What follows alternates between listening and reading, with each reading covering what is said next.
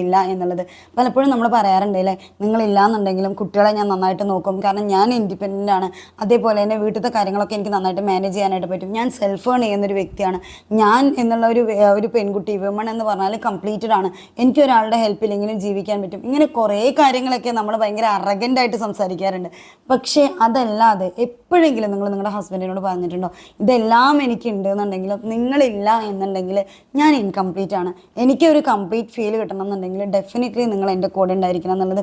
പലപ്പോഴും പല ആളുകളും നമ്മളുടെ അടുത്ത് ഇപ്പോഴും വിശ്വസിക്കുന്ന ഒരു കാര്യം, ഹസ്ബൻഡ് എന്ന് പറയുമ്പോൾ ഫിനാൻസ് പ്രൊവൈഡ് ചെയ്യാനാണ്, അതല്ലാന്നുണ്ടെങ്കിൽ ഒരു ആൺതുണ, ഒരു ധൈര്യം, അതിന് വേണ്ടിയിട്ടാണ്. അങ്ങനെ കുറേ കാര്യങ്ങൾ.